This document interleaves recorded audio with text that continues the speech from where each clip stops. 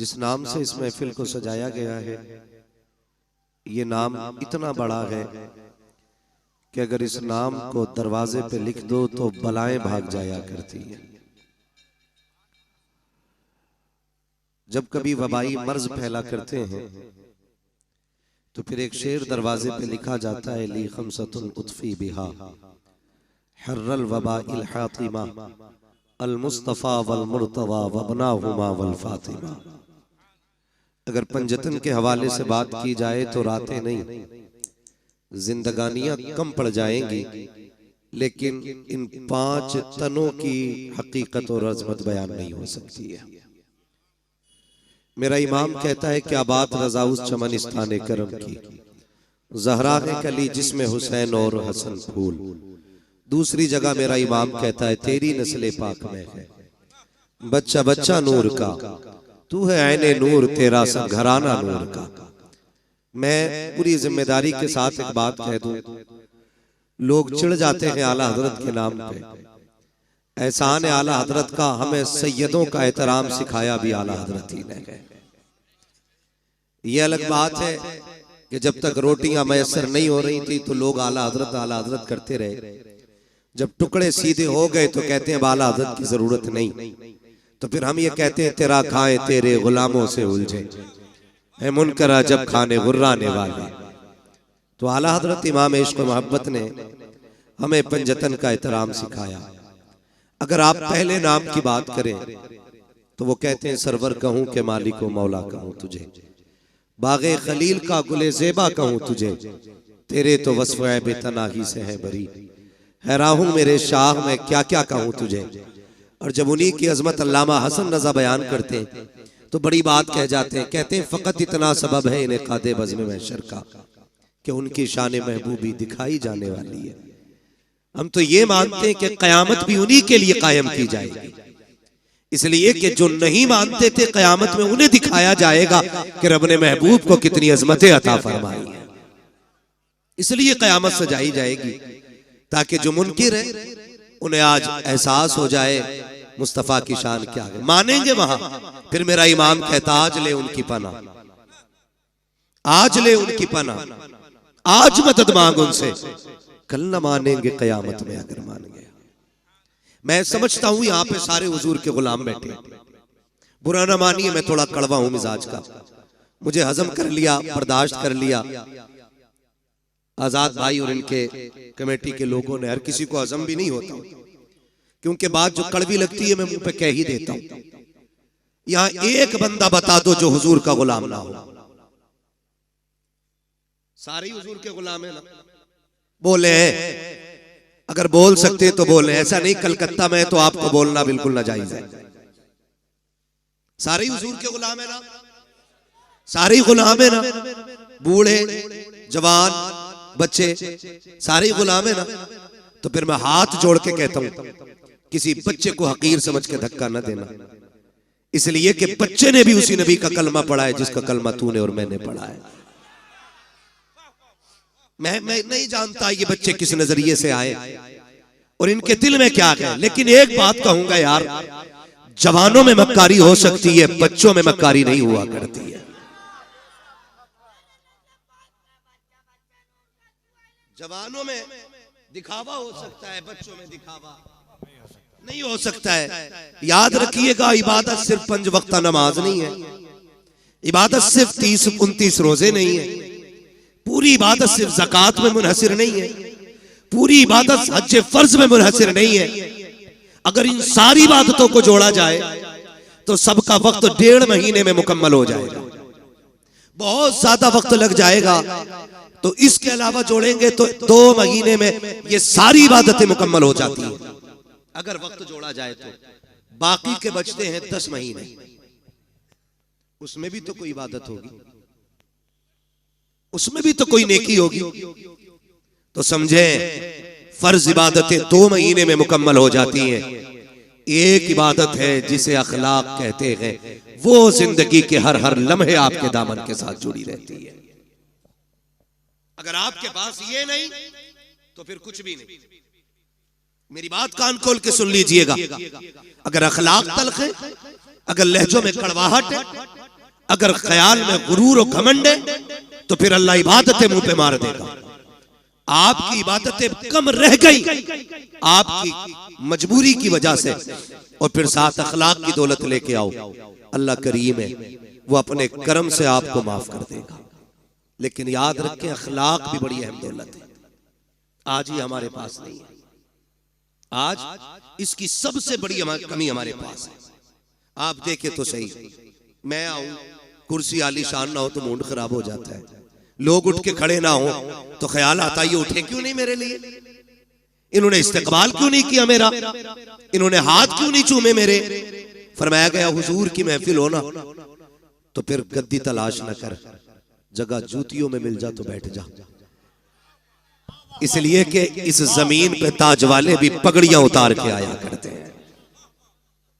ये इन महफिलों की अजमतें होती हैं, ये इन महफिलों की बरकतें होती हैं, लेकिन कड़वे इतने कि हम किसी को हजम करने तैयार नहीं, सख्त इतने कि किसी से नर्म लहजे से बात करने के लिए तैयार नहीं। ओ भाई, जिसे कोई मुंह ना लगाया करे उसे तुम मुंह लगा लिया करो।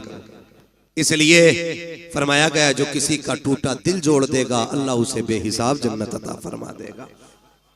यार अच्छों से तो सब बात करते हैं ना, जिनके लहजे खूबसूरत होते हैं उन्हें तो सब सुनना चाहते हैं, जिनकी बातों में मिठास होती है उन्हें तो हर तरह बर्दाश्त किया जाता है। मजा तो तब है ना जब किसी ऐसे से बात की जाए जिससे कोई बात करने तैयार ना हो।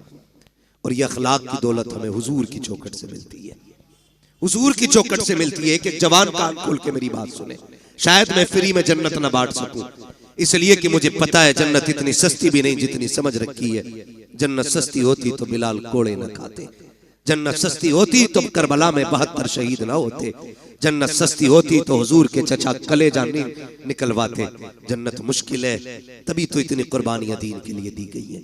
कान खोल के मेरी बात सुन लेना मेरे भाई, बस ये सोच के ना सुनना आज तक मोबाइल में सुना, आज मुंह देख ले बंदा कैसा बोलता है। मैं कुछ भी नहीं, हकीकत ये है कि ये नाज ये अंदाज हमारे नहीं होते, झोली में अगर टुकड़े तुम्हारे नहीं होते, मिलती ना अगर भीख हुजूर आपके दर से, इस शान से मंगतों के गुजारे नहीं होते। सारे हुजूर के दर का सदका है, सारी हुजूर के दर की खैरात है। मैं कहने लगा हूं जरा समझे, आज कोई किसी से 2 मिनट बात करने इसलिए तैयार नहीं कि मुझे टाइम नहीं, मैं बड़ा बिजी बंदा हूं, मजबूरी हो सकती है, बीमार है आप, तकलीफ में, कोई बात नहीं, आप फ्री बैठे, लेकिन आपके पास टाइम नहीं। या ये कहते थे इसे कौन मुंह लगाए, ये तो पगला है, इससे कोई 2 मिनट बात नहीं करता, चल तुझे मदीने लेके चलूं। और मदीना शरीफ वो जमीन है जिसके बारे में मेरा इमाम कहता, हरम की जमीन और कदम रख के चलना, अरे सर का मौका है हो जाने वाले, हाँ संभल कर पांव रखना हाजियो शहरे मदीना है, कहीं ऐसा ना हो सारा सफर बेकार हो जाए। भाई वो जमीन, और अरब की जमीन ये उलमा जानते हैं, इतनी सख्त गर्मी होती है, अरब के लोग वहां की तपती हुई दोपहरी में दीवारों से चिपक चिपक के चलते हैं ताकि सूरज से जितना बचा जा सके उतना बच जाए। इतनी सख्त गर्मी, आज एसी का दौर है, आज पंखे का दौर है, लेकिन मैं हुजूर के दौर की बात कर रहा हूं, जाहिरी दौर की, मैं उस दौर की बात कर रहा हूं जिस दौर में खड़ा होना तो बड़ी बात है, सूरज के सामने टिकना मुश्किल था। उस दौर में अचानक एक खातून आ गई, हुजूर को इशारा किया, हुजूर सहाबा की मजलिस से उठे और जाके बात करने लग गए। थोड़ी देर नहीं, बहुत देर हो गई। सहाबा कहते हम देखते रहे कब ये जाए, कब ये बात खत्म हो, कब जाए, कब बात खत्म हो। जानते, कहते हुजूर पैर बदले बगैर उससे बात करते रहे थे, पैर बदले बगैर। आज मुझे बताइए किसकी गारंटी है जन्नती की? है कोई जो ये कहते मुझे मौत ईमान पे आएगी? है कोई जो ये कहते कब्र के सवालात से यूं निकल जाऊंगा? किसी के पास गारंटी है कि पुलसराज से यूं उड़ जाएंगे हम? पता है कि मीजान पे अमल रखे जाएंगे तो नेकी भारी होगी कि गुनाह? कुछ नहीं पता ना, तो फिर अकड़ किस बात की है, फिर घमंड किस बात का है? आज अपनों को वक्त देने का टाइम नहीं हमारे पास, 3 मिनट अपनों की बात नहीं सुन सकते। माफ कीजिएगा, ऐसे बड़े होने से कोई बड़ा होना नहीं कि आपको अपनों से मिलने के लिए नीचे उतरना पड़े। आप हमेशा इतने छोटे रहिए कि जब कभी अपनों से मिलना पड़ा करे तो कदम नीचे न लाना पड़ा करे। ये याद रखिएगा, वरना ये तकलीफें आज मुआशरे को खाती जा रही है। इन चीजों ने आज मुआशरे को तबाह कर रखा है। मुझे बताया जाए, अल्लाह ने 5 भाई बनाए तो 5 बराबर तो नहीं होते ना। कोई 50,000 कमाता है, कोई 1 लाख कमाता है, कोई किस्मत से 5 लाख कमा रहा है, कोई मुकद्दर से 10 कमा रहा है, कोई 50 लाख कमा रहा है। लेकिन एक ऐसा है जो सिर्फ ठेला लगाता है। भाई वो भी नहीं कही, वो भी ठेला लगा रहा है। मुझे बताओ, एक बाप के 5 बेटे, एक 50 लाख कमा रहा है, एक ठेला लगा रहा है। बताओ कसूर किसका है?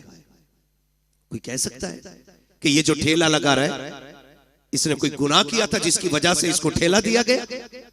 या जो एक साइन से 50 लाख कमा रहा है इसने कोई ऐसी नेकी की थी कि इसके एक साइन से 50 लाख पैदा होते चले जा रहे? ऐसा तो नहीं होगा ना। जब सारे ही अल्लाह के बंदे हैं तो फिर ये फर्क किस लिए? तो फरमाया गया, याद रखना, खुदा किसी से लेके आजमाता है और खुदा किसी को दे के आजमाता है। किसी से लेके आजमाया जाता है, किसी को बोले, किसी को दे के आजमाया जाता है। तेरी मेरी खुराक कितनी? 1 रोटी, 2 रोटी, 3 रोटी, 5 रोटी, 10, बस। अगर बंदा कमा रहा है 50 रोटियों का तो फिर सोचना तो बनता है ना कि मेरी खुराक तो 10 रोटी थी, अल्लाह ने 50 का पैसा क्यों दिया?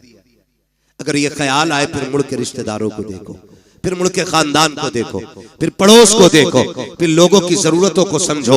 अगर तेरे दरवाजे पे कोई जरूरतमंद रहता है, कभी एक वक्त का खाना उसे भी खिला दिया करो। अगर तुम्हारे पड़ोस में कोई गरीब रहता है, कभी उसके भी काम आ जाया करो। अगर तुम्हारे पड़ोस में ऐसे लोग रहते हैं कि जिनके पास दवा के लिए पैसे ना हो, तो अपने बच्चों के बर्गर पिज्जे छोड़ करके कभी किसी गरीब को दवा भी दिलवा दिया करो। लेकिन हो क्या गया है, हम अपनी कमाई की कसरत को अपना हुनर समझते हैं, फन समझ करके उसको तिजोरी में इकट्ठा करते हैं। और तुम्हें खुदा का वास्ता, अल्लाह कादिर मुतलक है, जैसा वो देना जानता है वैसा लेना जानता है। अगर देने पे आता है चप्पर फाड़ के देता है, अगर लेने पे आता है चमड़ियां उधेड़ के ले लेता।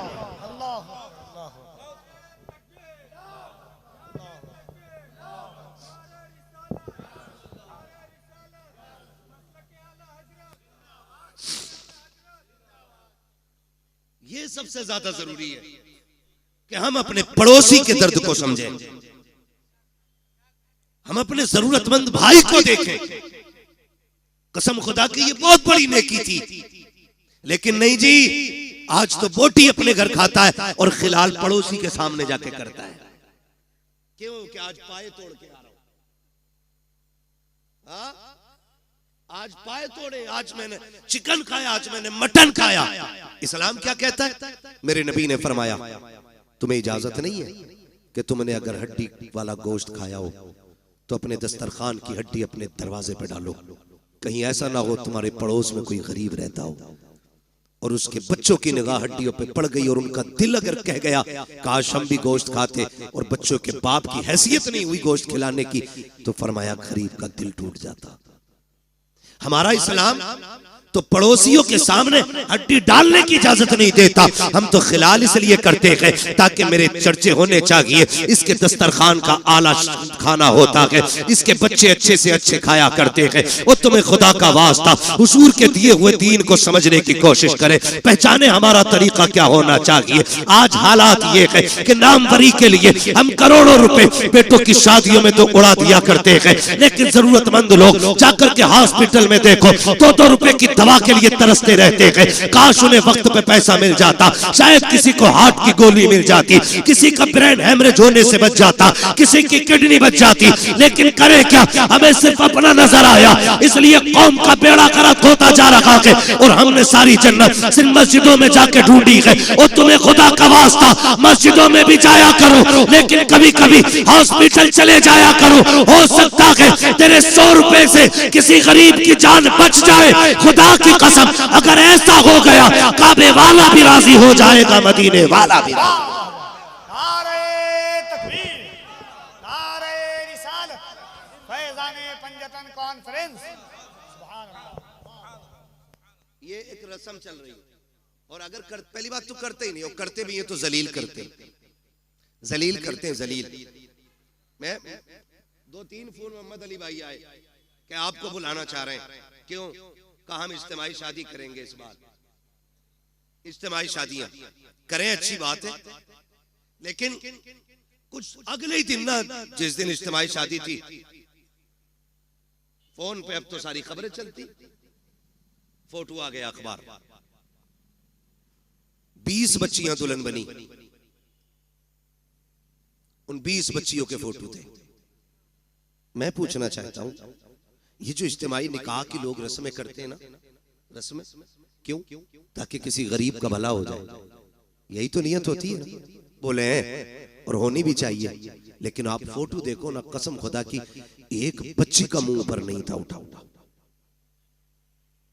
आप हमें बताएं, कभी किसी गरीब को जलील करने से पहले हमें ये ख्याल क्यों नहीं आता कि इसी लाइन में कल मेरी बेटी भी तो हो सकती है? आज जो ये गरीब लड़के दूल्हा बने गए, इसमें मेरा बेटा भी तो हो सकता है। क्यों नहीं सोचते हम? अल्लाह के लिए बईद नहीं, समझे जरा, सोचे, अल्लाह कादिर मुतलक है। अगर किसी की बात ना गवार गुजर जाए ना, तो जब वो जमीन में घुसेड़ता है ना, तो कोई बचाने वाला नसीब नहीं होता है। हुए नाम वर्बे निशा कैसे कैसे, जमीन खा गई आसमां कैसे कैसे। आज अखलाक नहीं हमारे पास। पहली बात तो मदद करने तैयार नहीं, और करते भी हैं तो जलील करते हैं हम, जलील करते हैं हम। आ रहा है रमजान शरीफ का महीना, बटेंगे इफ्तारियां अमीरों की चौखट पे, लगेगी लाइन गरीबों की गुर्बत का बनेगा तमाशा। बच्चियों को 2-2 घंटे धूप में बैठाया जाएगा, बेवाएं आके सुबह से लाइन में लग जाएंगी। सेठ साहब सहरी खा के जब सोएंगे ना, तो 12 बजे से पहले उठेंगे नहीं वो। उस लाइन में कितनी गरीब बच्चियां बैठे बैठे थक गई, इस अमीर ज़ादे हरामखोर को क्या पता है। मत बांट ऐसी इफ्तारी, नहीं चाहिए तेरे घर का ऐसा राशन जो किसी गरीब की गुर्बत का तमाशा बनाए।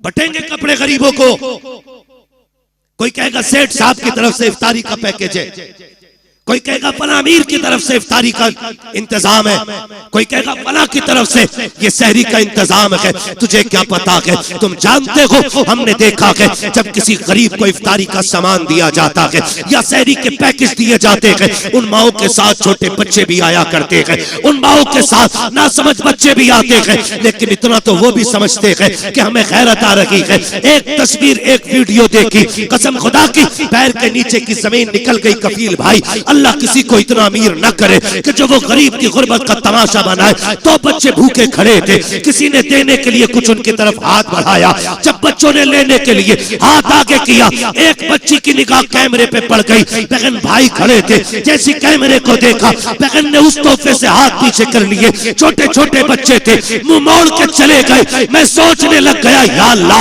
इन बच्चों को भी गैरत आती है, लेकिन इन बेगैरतों को गैरत क्यों नहीं आई? जब बच्ची के सामने कैमरा आया, उसने मुंह फेर लिया और उसने ये सोचा होगा हम फाके तो रह सकते हैं, लेकिन इज्जत का सौदा नहीं करेंगे। खुदा के वास्ते किसी की इज्जत को पमाल ना करना। अगर देना है रात के अंधेरे में देना, अल्लाह तेरी कब्र के अंधेरे को उजाले में बदल डाले। अरे बहुत अच्छा मुफ्ती साहब, वाह वाह वाह वाह वाह वाह वाह। नारे तकबीर, नारे रिसालत, फैज़ाने पंजतन कॉन्फ्रेंस। सलामत रहो आप लोग। मैं एक बात कहना चाहता हूं, हम नेकी करते तो तमाशा बनाते। चलो फैजान पंजतन कॉन्फ्रेंस है, इमाम हसन रज़ी अल्लाह ताला अन्हु को जब गुस्ल दिया गया, आपकी जब कमीज उतारी गई, तो आपकी कमर पे, पुष्ट पे, ये पीठ पे, मतलब पीठ पे आपकी ना काले निशान थे, काले धब्बे। लोग बातें करने लग गए, ये तो बड़े शहजादे, ये तो नूर वाले लोग हैं, कमर पे काले धब्बे क्यों? जब ये बातें हुई ना, तो आपके गुलाम थे, कहने लगे वादा किया था आका ने कि किसी से बताना मत, लेकिन आज इज्जत की बात आ गई तो बोलना पड़ रहा है। कहा तुम बताओ, कहा इल्जाम न देना, गलत न सोचना, ये कोई ऐब के धब्बे नहीं, ये वो धब्बे जब सारी दुनिया सो जाती थी तो इमाम हसन नाज की बोरी कमर पे रख के यतीमों के दरवाजे पे पहुंचाने के लिए जाया करते थे। और आपके विसाल के बाद ये राज खुला कि 100 बेवाओं का चूल्हा इमाम हसन के दरवाजे से चला करता था। 100 यतीमों का चूल्हा इमाम हसन की चौखट से चलता था। एक दिन ना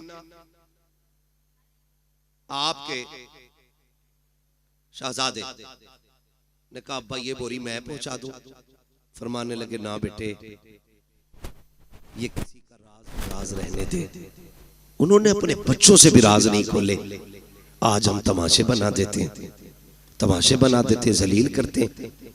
पैगंबर का अखलाक देखे, हुजूर के इस अखलाक ने पूरी दुनिया में इनकलाब पैदा किया। आज भी कसम खा के कहता हूं, मैं खुल के कहता हूं, हमारी नमाजें देख के कोई मुसलमान नहीं होगा, हमारे हज देख के मुसलमान नहीं होंगे लोग, हमारी ज़कात देख के मुसलमान नहीं होंगे।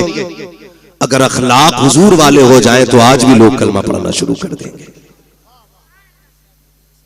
आज भी अखलाक की जरूरत है, अच्छे अखलाक की, जो हमारे बीच नहीं है।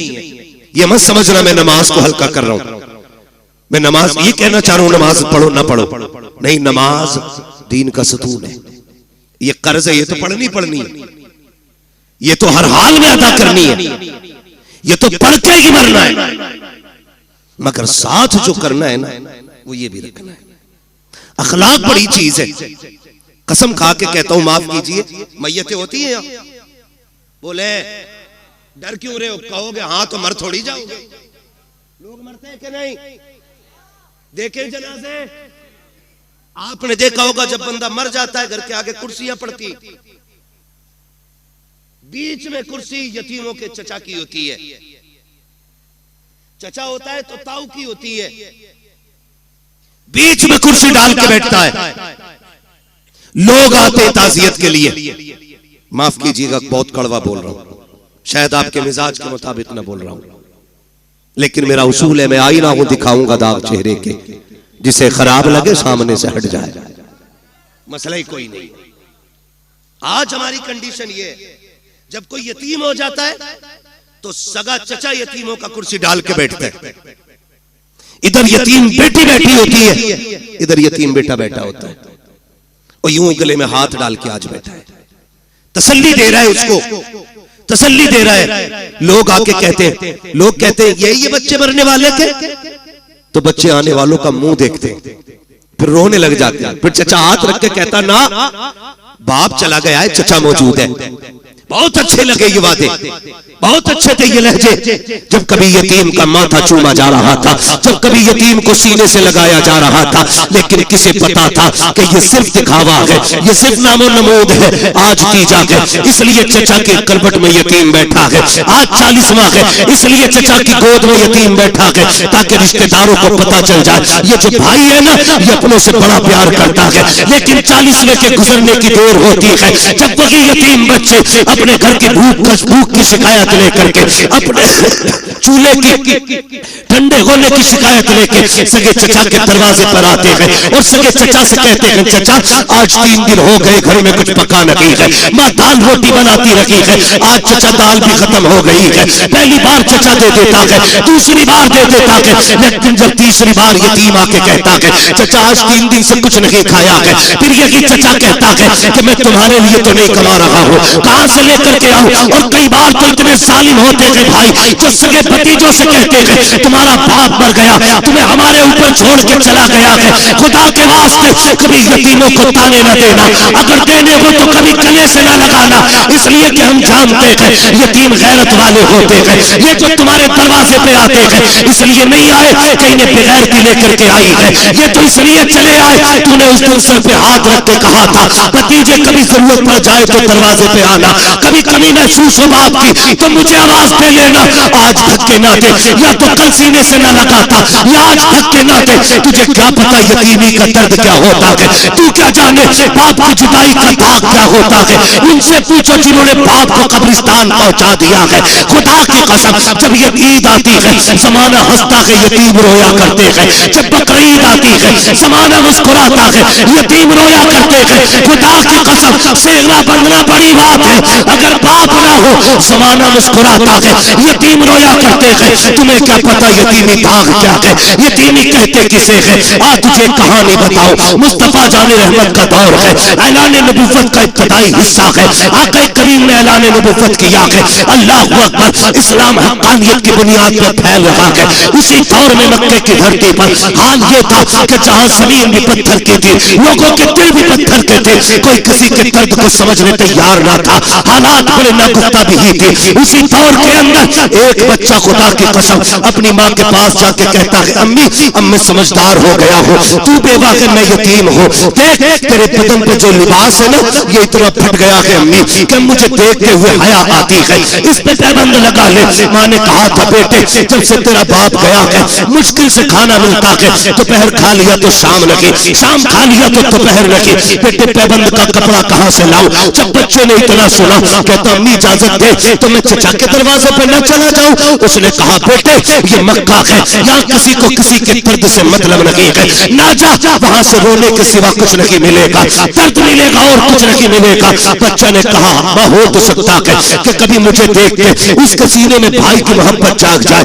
ये भी तो हो सकता है मेरे चेहरे को देखे तो मेरे बाप की याद आ जाए। अम्मी इजाजत दे। माँ ने ना चाहते हुए भी बच्चे के इसरार पे बच्चे के सर पे हाथ रखा, बेटे अगर तू कोशिश करना चाहता है तो जा जाके कर ले। जब बच्चा चचा के दरवाजे पे आया, दरवाजे पे दस्तक दी, अंदर से चचा निकला, देखा भतीजा खड़ा है, कहा कैसे आए हो। उसने हाथ जोड़ के कहा देख आज तक वाकई में कट गई, हमने कभी रोटी नहीं मांगी, हमने पूरी जिंदगी काट दी, आज तक तुझसे सवाल नहीं किया। चचा एक मोहताजी ले आई है, मजबूरी में आना पड़ा है। कहा कौन सी मजबूरी। कहा मेरी माँ ने जो कपड़े पहन रखे हैं वो इतने फट चुके हैं कि बदन जगह जगह से दिख रहा है, इसलिए आया हूँ एक चादर दे दे ताकि माँ का बदन छुप जाए। जैसे इतनी बात बच्चे ने कही है, चचा ने धक्का दिया, कहा तेरा बाप मेरे ऊपर बोझ बना के गया था, नहीं ये तुम्हारे लिए एक फूटी कौड़ी थी। बच्चे ने बदन झाड़ते हुए कहा सच कहा था मेरी माँ ने, यहाँ कोई किसी का दर्द सुनने वाला नहीं है। जब बच्चा रोता हुआ चला, रास्ते में हुजूर के सहाबी से मुलाकात हो गई, हाथ पकड़ा, कहने लगे बच्चे बात क्या है। उसने कहा मैं दर्द का मारा हूँ, मेरा दर्द मेरे सीने में रहने दे। कहा नहीं बता तो सही, शायद मैं तेरे काम आ सकूं। जब बच्चे ने इतनी बात सुनी है, कहता क्या करोगे, लोग रो के सुनते हैं, हंस के उड़ा देते हैं। उसने कहा बता तो सही बात क्या है, रोया क्यों है, हो सकता है तेरे मर्ज का इलाज मेरे पास हो। बच्चे ने सारी बात बताई। कहा माँ के बदन के कपड़े फट गए, सगे चचा से चादर लेने गया था, उसने धक्का दे के भगा दिया। जब इतना सहाबी रसूल ने सुना के मुस्कुराने लग जाते हैं। उसने कहा यार मैंने पहले कहा था, लोग दुख सुन के हंसा करते हैं, वाकई तूने वैसा किया है। सहाबी ने कहा था नादान, मैं तेरे दुख सुन के नहीं मुस्कुरा रहा हूँ। कहा फिर, कहा मुझे तेरे दुखों का इलाज मिल गया है इसलिए मुस्कुरा रहा हूँ। कहा कहना क्या चाहते हो। कहा तुझे जो चाहिए। एक चौखट ऐसी है जहाँ से कभी किसी को खाली नहीं लौटाया जाता है, अगर जाना है उस चौखट पे चला जा। बच्चे ने कहा चौखट किसकी है। कहा उसे मोहम्मद रसूलुल्लाह कहा जाता है। कहा किस महल में रहता है। कहा महल तो नहीं, चला जा खुदा के हरम में बैठा होगा, जा जाके उससे मांग लेना। बच्चा माँ का फरमाबरदार था, उसने कहा ऐसे नहीं जाऊंगा, पहले माँ से इजाजत लूंगा। अब बच्चा घर आया है, कभी रो रहा है कभी मुस्कुरा रहा है। माँ ने हाथ पकड़ के कहा था ओ बेटे बात क्या है, चादर नहीं लाया और रो क्यों रहा है, हंस क्यों रहा है। बच्चे ने कहा था माँ जब चचा का सितम देखता हो तो रोना आता है, लेकिन एक सखी की खबर सुनता हो तो मुस्कुराना आ जाता है। कहा बेटे कहना क्या चाहते हो। कहा एक सखी का पता मिला है, सुना के वहां से कोई खाली नहीं जाता है, अगर माँ इजाजत दे तो उससे चादर मांग लाऊं। माँ ने कहा बेटे क्या नाम है उसका? कहा उसे मोहम्मद इब्ने अब्दुल्लाह कहा जाता है। माँ ने कहा ना बेटे उसकी चौखट पे न जाना। सुना के जो उससे बात कर लेता है उसी का हो जाता है। सुना के जो उसे देख लेता है उसी के गीत गाने शुरू कर देता है। और सुना ये भी है कि जो उसके पास जाता है वो उसे कलमा पढ़ा के छोड़ता है। जब बच्चे ने इतना सुना कहा था अम्मी तेरे सर की कसम खा के कहता हूँ इजाजत दे मैं तेरा लाल हूँ, मैं कलमा नहीं पढ़ूंगा। अगर चादर ऐसे ही देंगे तो ले आऊंगा, लेकिन चादर के बदले में कलमा नहीं पढ़ूंगा। माँ ने कहा ठीक है फिर चला जा, लेकिन कलमा नहीं पढ़ना है। बच्चा आया दौड़ करके मुस्तफा हरम में बैठे हैं। उसने आके कहा था या मोहम्मद इब्ने अब्दुल्लाह। जैसी बच्चे ने इतनी आवाज दी है नबी के तेवर नहीं बदले हैं, नबी के चेहरे पे शिकन नहीं आई थी। ये नहीं सोचा था इस बच्चे ने नाम कैसे लिया। नबुव्वत वाली आंखें फिरी, मुस्कुरा के बच्चे को देखा। आका कहते क्या बात है बेटा? उसने कहा जरा इधर